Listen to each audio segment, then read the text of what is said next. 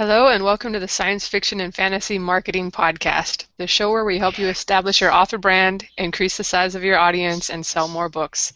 I'm Lindsay Baroker, and I'm here with Jeffrey Poole and Joe Lalo, and we have a guest this week, Chris Fox.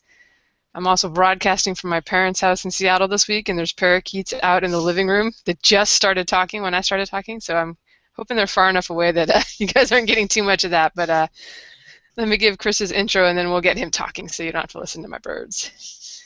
All right, by day, Chris is an iPhone developer, and by night, he writes about werewolves and zombies from his tiny studio in the San Francisco area. He self-published his first book, No Such Thing as Werewolves, in December of 2014. So as we're recording this, that's just about 7 months ago. And both the ebook and the audiobook have sold really well, and the title has over 100 reviews on Amazon. Chris has also published a prequel novella and a follow-up novel, No Mere Zombie. And in addition to all the fiction he's been publishing, he's just recently released a book that I know you guys are going to be interested in, and we're going to grill him about in the second half. It's called 5,000 Words Per Hour. And we'll definitely get into that. But welcome to the show, Chris, and thanks for coming on. Hey, thanks for having me. I've been a long-time watcher, so it's a pleasure to be on the show. Awesome. You're one of our, 20 people that watches the video then? I Yes, think yes, everybody I else am. listens. All right. Well, as usual, this week, as I was saying, my lighting is extra good, so it'll be a real treat for those who watch it. But why don't you tell us a little bit about how you got started writing and what led you to self-publishing? Sure. So I started writing when I was 6 years old. My mom still has my very first short story. I absolutely loved it.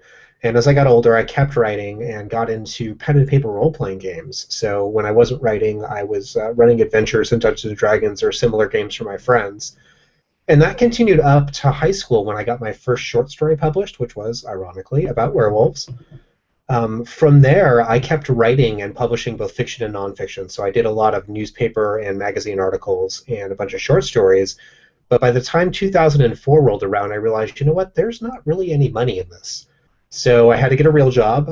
I sort of set the writing aside, and it wasn't until the self-publishing revolution kind of came along back in about 2010 that I got interested in sitting down and really cranking out a novel.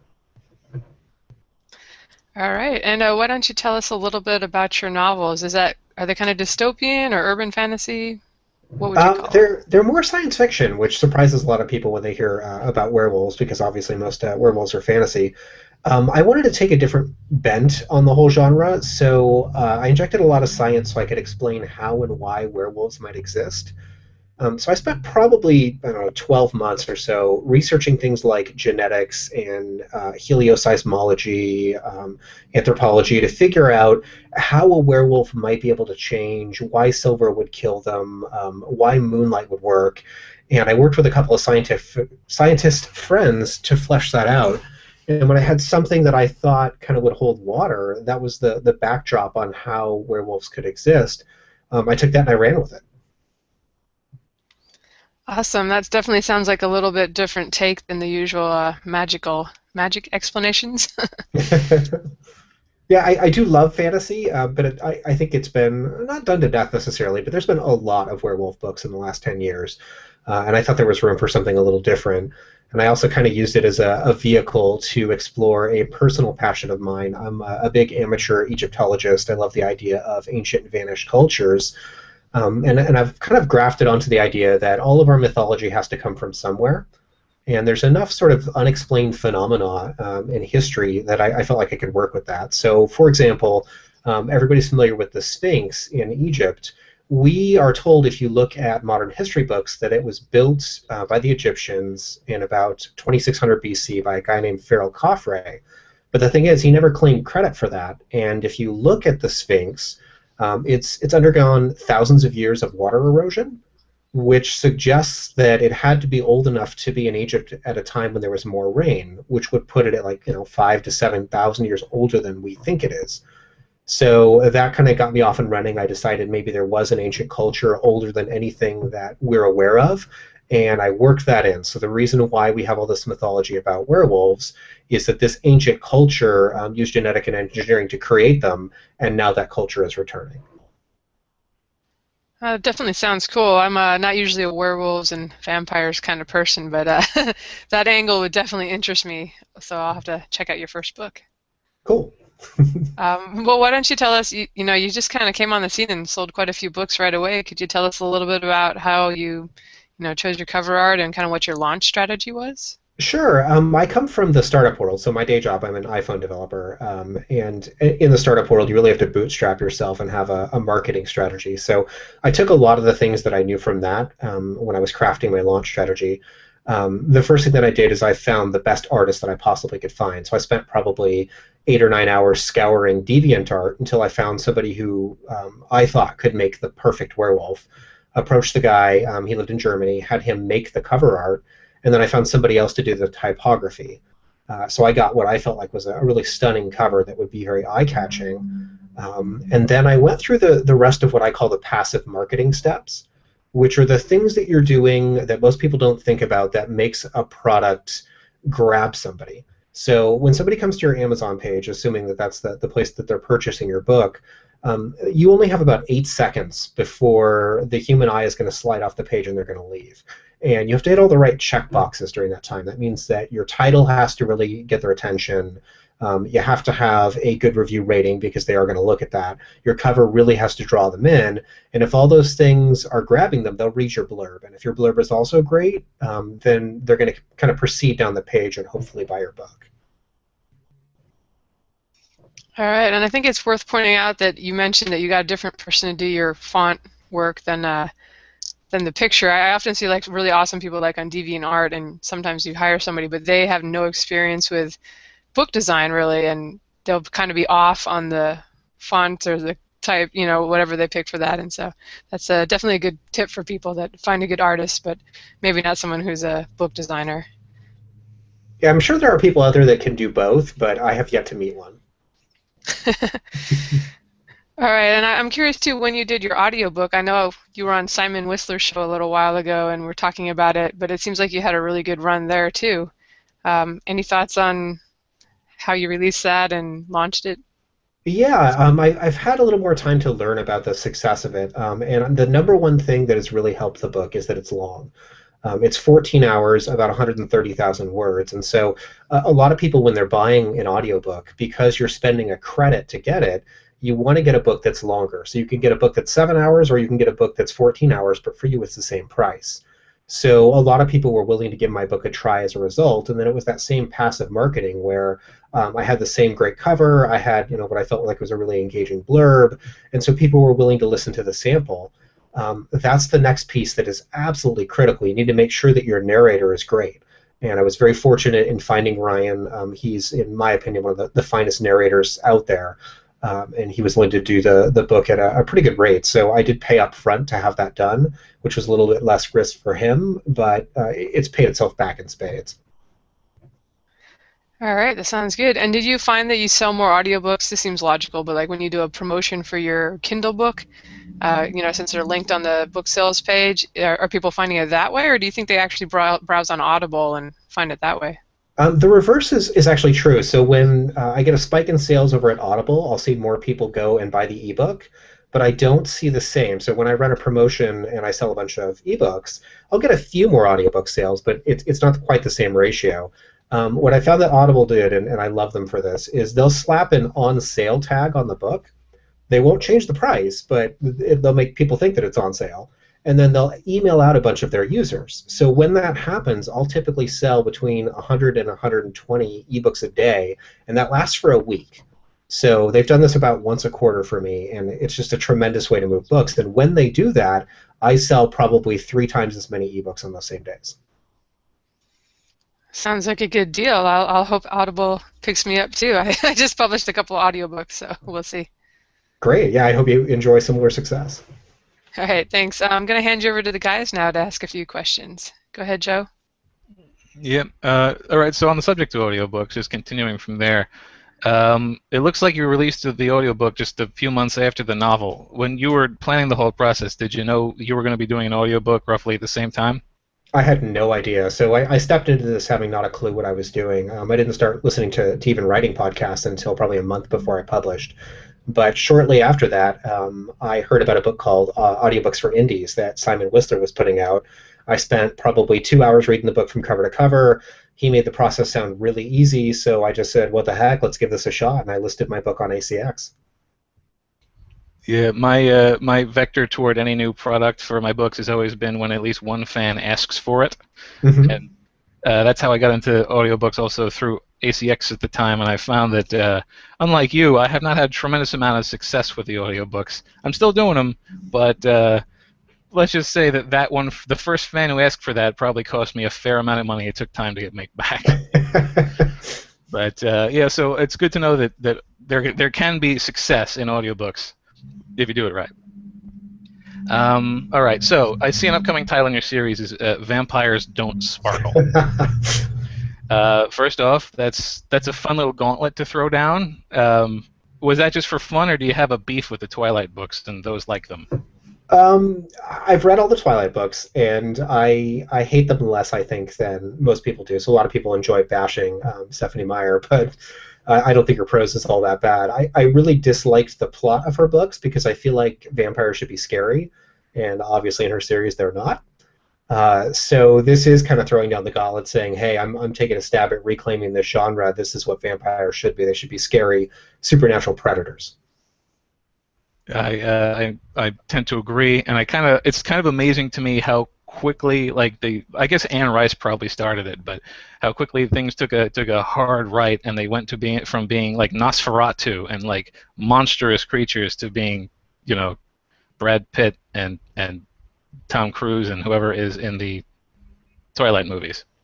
I don't know the guy's name. Yeah, exactly. It happened a lot faster than I Yeah. was thinking that it would. But one day I woke up and vampires were sparkling instead of, being scary, and I had to do something about that. I have a relative who was completely livid about it. He's like, that's not the way vampires are. And I was like, to be fair, vampires aren't anyway. But yeah, I agree that this being a horror genre, it's okay to reimagine them, but let's not make that the default anymore. I think bringing it back is preferable. So you've got werewolves and you've got zombies and vampires. It looks like you're working your way through basically all the horror staples. Do you think focusing on recognizable figures in the genre in the horror genre has helped you gain traction with readers? So far, in some ways, it hurts because a lot of people they have expectations when they hear about werewolves, or they hear about zombies. So my werewolves have superpowers. They're very different from what you would imagine elsewhere. They have things like super speed or the ability to go invisible. And so some people don't like that. They want your traditional werewolf horror. But by and large, most people, I think, really enjoy the fact that it's a refreshing take, where I'm taking all these tropes and really turning them on their head. That's useful, and it's sort of funny because it's like the same thing that might cause people to chafe at sparkly vampires would potentially cause them to chafe at super fast invisible werewolves. Like everything is the hope is to invigorate the genre, but you're going to gain and lose readers no matter what. Yeah, so I have a broad spectrum of reviews. The audiobook has the most. I just passed 400 on No Such Thing as Werewolves. And you can see kind of the gauntlet that people run. So most people seem to really like the new take. Some people dislike it strongly because it's not following what they expect. But honestly, I'm just going to write what I enjoy, and it really pleases me that most people seem to like that. Yep, and I guess since we're talking about werewolves and vampires and like I don't know why, whenever I see more than two horror creatures lined up in a row, I start thinking about the old Universal horror lineup. So I guess to finish off the royal flush of that, you'd have to get the Creature from the Black Lagoon and Mummy, and I guess a Frankenstein-esque creature. Are any of those in your pipeline? All three of them are in my pipeline in one way or another, so I'll be changing the names of some of them slightly, but anybody who recognizes all the old Universal monsters will say, "Yep, that's where you got that idea." I love it. That's fantastic. All right, well, that finishes up my questions for this section, so I'm going to pass you on to Jeff now. Alrighty. Yeah, by the way, you're describing, the Creature from the Black Lagoon and the Mummy. I'm like, it's 80 movies. 80, what one is it? Monster Squad, that's what it is. I But love that I like movie. that movie. Yeah, it was awesome. I kind of ashamed to admit that now, but I still have it on DVD somewhere over there. But okay, so I have a question for you. If you notice the sales of your book start to taper off, have you noticed? Have you ever tried to tweak anything in Amazon to see if you can actually appeal to a broader range of people? Like, for instance, if you were in the epic fantasy, like, okay, well, let's try like maybe sci-fi action adventure, or let's try maybe just switching a category just to see if you can get some more people alerted. I was wondering if you ever do that at all. I did. Most of my experiments failed. I tried everything from running expensive ad promos, which had a short tail, and then I went right back to where I was, to switching categories. The only thing that I ever did that really worked was switching my keywords out. So instead of focusing so heavily on categories, I started focusing on things I thought people would search for. So, for example, one of my keywords is werewolf horror novels, which is one of the first autocomplete options on Amazon. So when you type in werewolf horror, it'll autocomplete it to novels for you. So a lot of people are searching for that. And as soon as I made that change, I saw roughly double the sales daily. I'll have to experiment with that too. 'Cause I usually experiment with categories, and I've had some success with that. But I've tweaked it, keywords around and some with that. I know I need to further define and get the best keywords possible for the books, and I know it'll actually help that out there. But how often do you advertise for your books? I made the mistake of doing it once every 3 months. So I just wrote a marketing article about this. I read a series called Marketing Principles. And the last one is entitled Paid Advertising. And it's why I don't think you should use paid advertising on your first book if you're writing a series. I did it twice, and then I did it one more time for the launch of book 2. So by that point, I'd used all these sites like ENT 3 times. And I found that there was a certain amount of market saturation. So the first time I would use a site like I Love Vampire Books is a great example. Tons of people bought the book. The next time the ad was less effective, and the third time it barely had any oomph at all, because all those same people who, if they were going to buy the book, have already done so. I mean, what have you found to be the most effective? I think word of mouth is where it's at. So what I advise everybody to do is to try to find your target audience and then interact in as genuine a way as you can with them. So a great example would be, there's a small subreddit on the site Reddit for werewolves. And somebody there posted about one of my books, and it came up on Google. I got notified that had happened. So I went and I looked, and I started reading these threads, and I'm into werewolves. So I started just genuinely posting there, and became kind of a well-known figure, and a lot of the people that show up on that sub buy my book as a result. And for those that are listening that aren't aware of that, you can actually set up with Google to tell it what to look for. And if anything new appears, like for instance, I have several domain names, especially on mine is lentari.com. If something pops up that mentions or even references that on Google, it notifies me. So that's actually a good idea with that. So that would be the most effective. What would you say is the most ineffective? I think that's broad. Ineffective is wasting a lot of time on marketing early on. So Michael Sullivan has a great article about this, and basically what he says is the amount of time that you spend marketing should be proportional to the number of books that you have. So your first book, you should spend like 5% of your time, marketing. Your second book, maybe that goes up to 10, and by the time you get up to to Lindsay status where you have 84 novels, then you should spend a lot more time marketing, because you have more things to market. So if you're a new author and you only have 1 or 2 books out there, don't sweat the marketing too much. Try and get more content to market. Play around, experiment, and learn what you can, but don't focus too heavily on it. Consequently, I think you guessed a little low. I think she's right around 120 now. So I know she's got like 5 new releases coming up next week, I think. So, but do you utilize a mailing list at all? I do. The first thing that I learned when I showed up on Kboards, which for those of you listening that don't know, is one of the largest writing forums out there, the Writers Cafe on Kboards. Everyone said set up a mailing list, and that has been tremendously successful for me. So I just passed 4 digits. I finally got over 1,000 people, and when you have a new book come out and you can tell 1,000 people, hey, listen, this series that you like has a new book, a good chunk of them go out and buy it, and that really seeds the algorithm for Amazon. Definitely. What have you found to be the best way to increase your subscriber list? I mean, do you offer like an incentive, like subscribe to my newsletter and I'll go ahead and give you a free something? I do. I give away the first arc, which is a prequel novella in my series. It's short. It answers some questions. People seem to like it. And probably roughly doubled the people that were signing up to the list. And the vast majority of those signups come from either the front or the back matter of my books.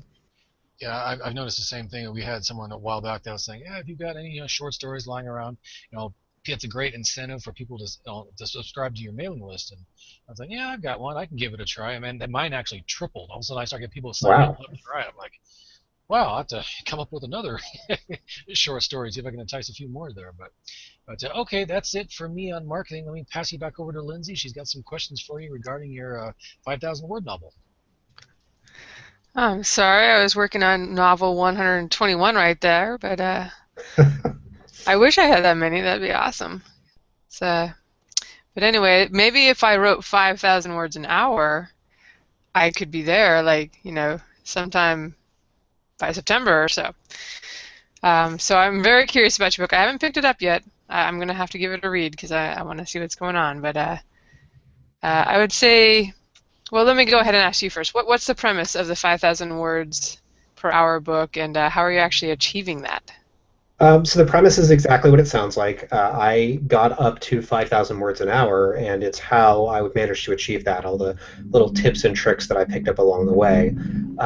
The reason why I was focusing so heavily on writing fast is because I work at a startup for 60 hours a week. I just don't have enough time to write. So I have a window of time in the morning on the bus when I'm going to work, and I have another window of time on the way home, and that amounts to about an hour and a half, and I need to find a way to be able to crank out novels. So I looked for every single way I could optimize my process, and that's what the book is about. I broke it down in such a way that it took all of my personal story out, and it's really just a series of steps. So, step one, do this; step two, do this; step three, do this, and it's a very short book with a lot of actionable content. All right, Joe and I were arguing on Twitter the other day, deciding you must be using voice recognition software or something because, well, Joe says he can only type 3,500 words an hour if if he just types copying, and I haven't timed myself yet, but so we're curious, is that part of what you use, or are y'all just typing? Absolutely. So I get this a lot. People are like, how is that possible? For those that haven't done the math yet, that's 83 words a minute sustained for an entire hour is what it takes to do 5,000 words per hour. And I've never reached that directly typing. The closest I've gotten is about 4,500 words in an hour. So I do type really, really fast, about 120 words a minute normally. But if I'm doing that for an entire hour, I do fall short of the 5,000 mark. What got me over the top was the voice dictation. I used Dragon. It took me about a week to train it, but the advantage of voice dictation is that the average person speaks at 150 words a minute. And because it's harder for you to kind of go back and tinker with your work when you're doing voice dictation, you have a tendency to just keep writing. So there'll be some typos you'll have to go back and fix later, but it encourages you to just write straight through, which is one of the tips that I include in the book. All right, very interesting. I thought that might be part of the part of the solution there, and I'm kind of curious because I would say I write 2,000 to 3,000 words an hour is really pretty good for me. It'll be slower if I'm working on some dialogue or some really important stuff that I have to think about while I'm writing, but especially action scenes, I tend to be able to whip through those. So I'm kind of thinking now. I'm like, well, that would be the kind of thing that maybe I could use the voice recognition software for. But I actually used Dragon Naturally Speaking about 10 years ago when I was having some carpal tunnel issues, and oh man, I hated it. Just because I had to correct it so much, and you had to say, like, if you had open quotation mark, you had to tell it quotation mark, blah, blah, blah, blah, period, quotation mark. So I guess my question for you is, do you end up really having to edit a lot later? And I don't know, what's your thought on the trade-off there, if so? If I'm doing voice dictation, I do find myself doing more editing down the road. So my preference is always going to be typing. Most of my writing is still done by typing, but every morning standing at the bus stop, I've got 5 to 10 minutes while I wait for the bus. And so what I'll do is I'll talk into my smartphone, and then later you can dump that audio file into Dragon, and it'll parse it for you. So I get some words that way. It's usually between 300 and 500 words for my few minutes. The editing, it's not that much of a burden. You're still getting out more content, and I do think it's worth the trade-off. I also found that the longer you do it, the cleaner the prose that you put out. Okay. I'll be yeah, I'm gonna have to give it a try. I've done the same thing where I've been out hiking with the dogs or something and just dictated notes, usually kind of outlining a scene or that kind of thing, but yeah, I haven't actually transcribed them over into Word or had them transferred. So kind of my last question is, because I hear this a lot and I imagine half the audience is thinking it, is how can you be writing quality fiction when you're just spitting it out that fast? Do you find that it's not as good of quality as if you took more time with your words? I was hoping you'd ask that. I get this question all the time. So I'm a huge brain science geek. I study neuroscience very closely. It's one of the things that I studied for No Such Thing as Werewolves. And what I learned is how the human state of flow works. So everybody listening to this has probably been in there at some point, and that's when whatever you're doing it, being it writing, ice skating, you name it, is effortless. You're not thinking about doing it. You're just producing great content. You're in the zone. And so the whole goal of what you're doing in this book, 5,000 words per hour, is setting up on command your brain to go into the zone. And you can do this way easier than most people think. You're basically installing a habit. And I'll give you an example on how that works. I'm sure everybody listening has driven a car at some point. And if you think back to how hard it was to learn to drive a car when you had to worry about the brake and the gas and the side view mirror and the traffic signs and the other cars around you. But if you wake up now and it's 6 in the morning, you've got to have a Starbucks. You'll, trundle out to your car, get in there, drive down to Starbucks, get your coffee, come home, and you won't remember anything about that drive. You don't remember pulling into traffic. You don't remember parking. All these things happen in a part of your brain called the basal ganglia, and it's basically where you install habits. So what I'm trying to do with the book is get you to install a writing habit, and once you do that, all of the minutia of writing fades into the background, and all you're left with is creativity. And that creativity is what allows you to churn out your best content. So it's the opposite of what most people would assume. Instead of churning out crap, which people think because you're writing fast, some of my best work comes as a result of using this methodology. I just finished up a book called Project Solaris, which will be coming out in November, and I wrote that book, the first draft, in 13 days. Awesome. And I'll just agree with you because I'm the same way. I'll have days where I'll do like 10 or 12,000 words a day, and it's like it wasn't even effort because you're just seeing almost like a movie in your mind, playing it out, and you're just writing it or whatnot. And then other days where it's slower and it's more that you were struggling because you didn't kind of know what happened next or something. And sometimes I have to go back and plot out the scene a little better then. But I agree totally that when I'm in that zone, that it's just it comes much more easily. And I'm different since I just do the typing. I don't do the voice recognition or anything, but I'll often find that these days after I've written a few novels, I only edit, I would say less than 10% of it gets edited. Almost everything that I put out is, unless I tweaked a scene or something, the words are almost finishable, which people that are doing 7 drafts probably don't want to hear, but I would just say that it gets easier with time. I did a lot of editing on the first novels. But yeah, let me go ahead and hand you back over to the guys. I know they have some questions too. Yep. I have some questions on the list here, but I have to amend the list because first off, you're on the bus. You're taking the bus and then the bus home, and you're dictating on the bus. Is that true? No. So I dictate at the bus stop when I'm standing there by myself. When I sit down on the bus, I get out the laptop and I type. Okay, I was going to say that would make for a very interesting bus ride for the rest of the people. Like you'd have fans. It'd be like performance art. And there's another kind of funny thing on the subject of being in the zone. In the movie Amadeus, there's a scene where I think Mozart is writing his own funeral dirge. I don't know exactly the term, and he's the problem that Salieri has with him is that he writes music like he's taking dictation. He uses the phrase "it's like he's taking dictation," and you're basically saying that if you treat writing like you're taking dictation, then you will force yourself into the zone. Like you can train yourself to do it. So it's kind of funny how this movie from the classical age, well, depicting the classical age, has got elements of what you're suggesting here. But all right, so moving into the material, so to speak. It looks like this podcast has revealed sort of an arms race of word counts. We had someone on talking about how to go from 2,000 words a day to 10,000 words, and now we're talking about 5,000 words an hour. Obviously, Rachel's book. Yes. Yeah, so it's like pretty soon we're just going to be having a novel a minute. But productivity is obviously very important.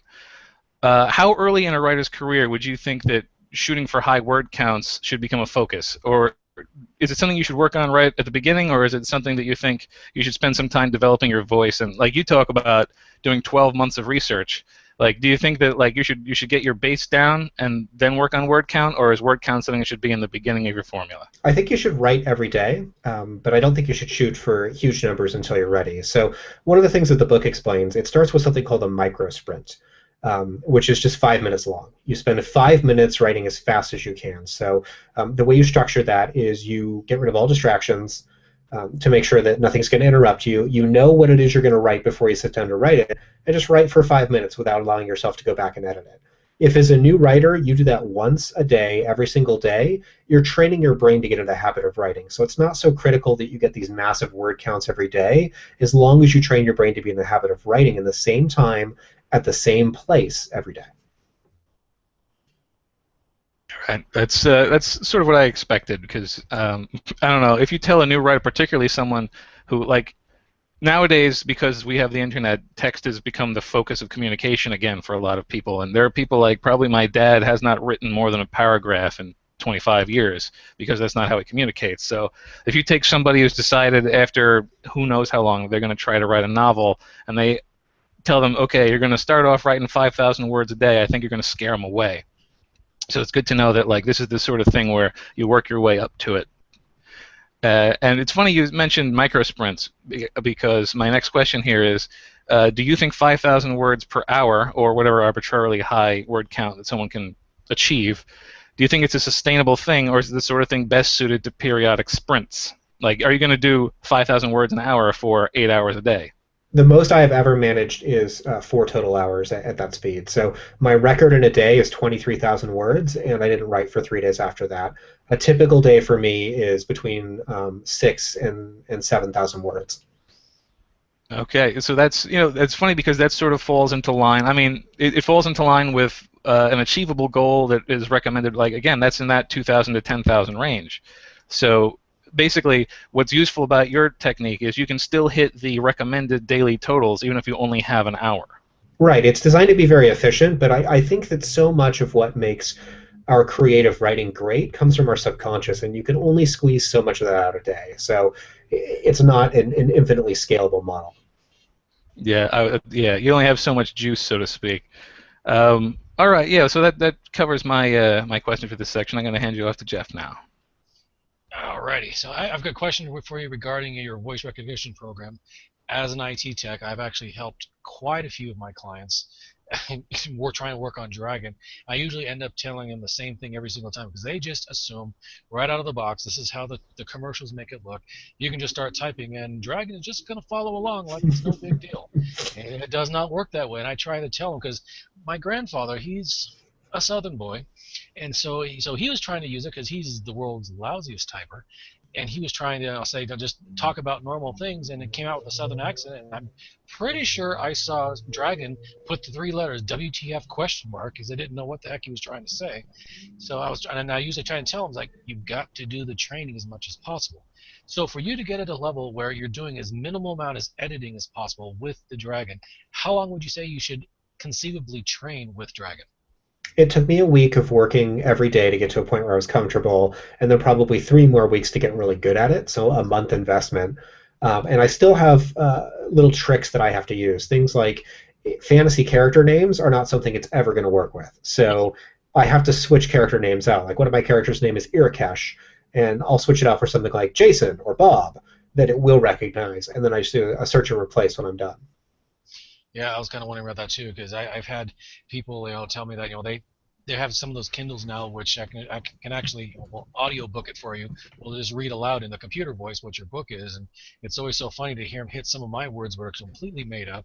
So I've tried a couple, Dragon type programs there, and every time I get to some of the the funky words there, and it makes me laugh. I'm just looking at what's showing up on the screen. It's like this is going to take me longer to go back there and edit it than essentially just trying to actually dictate it there. So the name of this particular game, you saying it took you a good full week?